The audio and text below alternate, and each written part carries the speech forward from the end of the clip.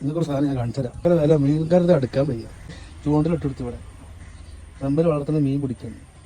ഗൾഫിലേക്ക് വരണ വരെ ഈ മീൻ തന്നെ കൂട്ടാം. ഓ കുടിക്കണം. പേടില്ല.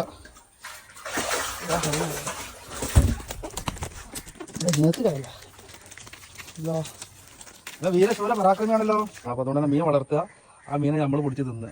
ഇന്നലെ രാത്രി ആ പരാപ്പാരമായത്ത് ഒരു കോഴിപ്പാടത്ത് കൊടുത്തിരുന്നു കുടുങ്ങിയ ആള്. ഇതാണ് ആഫ്രിക്കൻ മീനല്ലത്. എത്ര വർഷമായി ഇപ്പത്? മത്തിന്റെ പാർട്സ്, കോഴിപ്പാർട്സ് പൊരിക്കഴിട്ട് എടുക്കുമോ? ദോശയും ചമ്മന്തി ഒന്നുമില്ല, ദോശ പൊറോട്ട ഒന്നുമില്ല, വെറും ഫ്രൂട്ട്സുകളോ, വെറും കോഴിക്കാട്ടം അല്ല കോഴി വേസ്റ്റും പത്തി വേസ്റ്റും.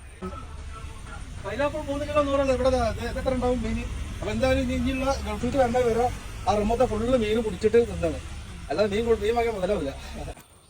ഇതിലത്തെ മീൻ പിടിച്ച് കഴിഞ്ഞിട്ടുണ്ടെങ്കിൽ ഇതാ ഇത് പിടിക്കാനുള്ളതാണ്. ഇവിടെ സാധനം ഇല്ലേ? Okay okay. 2 റമ്മയുണ്ട്. രാത്രി വന്നിട്ട് പിടിച്ച് കൊണ്ടുപോകരുത്, അത് വേഷമാണ്. എന്നാ പോവാ. ഇല്ലേ കണ്ടില്ലേ? അവ എന്നെ നോക്കാണ്. ഏത് നാറി ആടാ ഇരട്ട് എന്നെ പിടിച്ചത്. അല്ലാഹു അക്ബർ.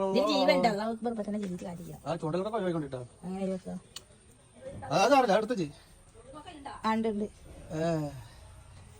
മേക്കപ്പെട്ട മീൻ നന്നാക്കാൻ വന്നിട്ട് അത് പിന്നെ എടുക്ക ലാസ്റ്റ്. അത് വിഷയല്ലേ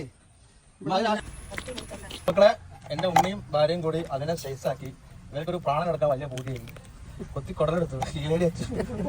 കണ്ടില്ലേ? ആ തലയിൽ ഇങ്ങനെ ഇട്ടിട്ട് ഇങ്ങനെ ഇതാക്കാണ്. ഇന്നോട് കുറെ അർത്ഥം പറഞ്ഞു. ഞാൻ ഇന്നേ വരെ ഒരു മനുഷ്യനെ കൊല്ലാത്ത ആളാണ്. വേദനിപ്പിക്കാൻ എന്നോട് പറ്റില്ല. ഓക്കെ, കരയിപ്പിക്കാൻ പറ്റും. അപ്പൊ നല്ല പീസാക്കിയിട്ടുണ്ട്. പൊരിക്കാനുള്ളത് പൊരിക്കുമ്പോൾ ഇടേണ്ടത് മഞ്ഞപ്പൊടി, ചെറുനാരങ്ങ നീര്, ലേശം കുരുമുളക്, അത് മാത്രം മതി. ആ വറ്റിക്കലില്ലേ